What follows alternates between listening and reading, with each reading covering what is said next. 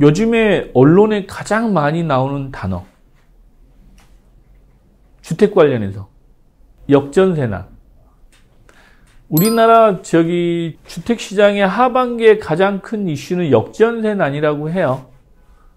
그 역전세난이 빌라 쪽에서 작년에 전세 사기 사건을 도화선으로 해서 표면으로 올라왔어요. 그런데 이제 작년에 제가 한번 유튜브 찍으면서 그 얘기를 한 게 있어요. 어찌됐건 그 가격이 떨어지면 취약한 쪽에서부터 먼저 얻어맞는다. 그게 언론에 공론화됐다라는 얘기를 했어요. 왜?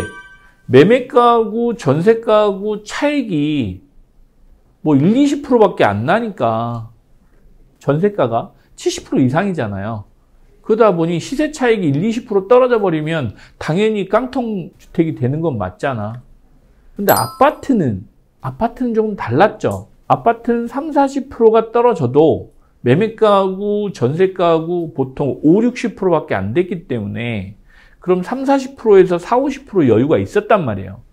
그런데 지금 이제 하반기부터 벌어지는 역전세난은 다르죠. 전세가가 70%를 넘어갔던 집들이 있어요. 한참 전세대란 나가지고 2021년, 2022년 요 사이에 전세대란 났을 때 전세가가 서울, 강남도 그렇고요. 전세가율이 70%가 넘어갔던 것들이 이제 터지기 시작하는 거예요. 21년도에 계약하신 것들 많잖아. 21년도에 막 전세 막 올라갔을 때 계약한 게 2년차 도래한 거잖아요. 그래서 2023년인 거잖아. 한참 전세 대란 났을 때 이제 그것들이 터져 나오기 시작하는 거거든요. 정부는 알아요. 전세가 없어가지고 뭐 입주를 못하니 뭐 이 서민들이 고통을 받니 해서 그래서 전세 대출을 많이 해줬으니까. 그런데 저는 역전세난이 궁금한 게 아니고요. 그럼 이거 끝나고 나면 어떻게 될까가 궁금해요.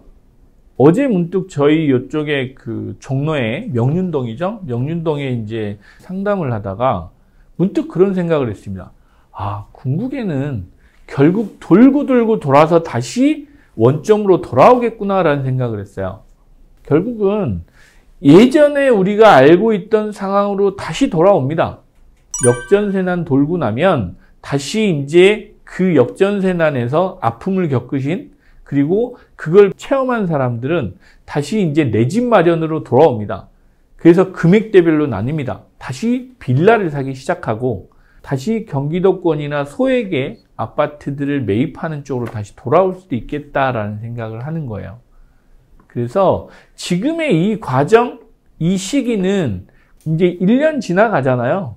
거의 이제 정점에 다 와간다라는 느낌도 사실 있는 거예요. 올 하반기가 지나고 나면 결국 작년 6월, 8월쯤부터 시작한 금리 인상 때문에 겪었던 모든 일들이 하반기 8월이 지나고 역전세난해서 대책이 정부에서 나오기 시작하고 또 DSR 이런 일부 규제를 풀어주고 다시 대출 규제 풀어주고 그다음에 대출이 이루어지고 그러면서 일부 사람들은 다시 옛날처럼 내 집 마련 하신다고 빌라를 사고 또 빌라에 들어가 살고 그러면서 다 아파트 청약을 받고 이 과정이 다시 한번 또 돌아오는 겁니다.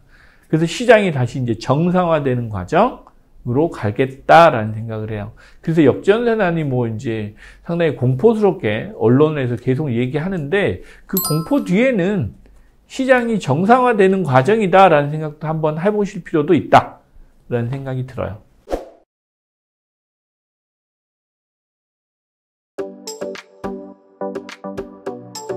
그럼 좋아요, 구독, 알람 설정까지 여러분의 성공 투자를 함께 하겠습니다. 2권 책 나왔습니다. 읽어보시면 도움이 많이 되실 겁니다. 실제로 여러분들 부자 되시는데 입지가 가장 중요하다는 말씀을 많이 드리는데 입지 관련해서 열심히 제가 돌아다니면서 파악한 내용들을 이 책 안에 넣어놨습니다. 여러분들이 시간이 없으셔서 실제로 이제 임장이나 이걸 하실 수 없는 분들은 이 책을 참고하시고 관심 지역들을 찾아가 보시면 많이 도움이 되실 겁니다. 여러분들 부자 되시기 바랍니다.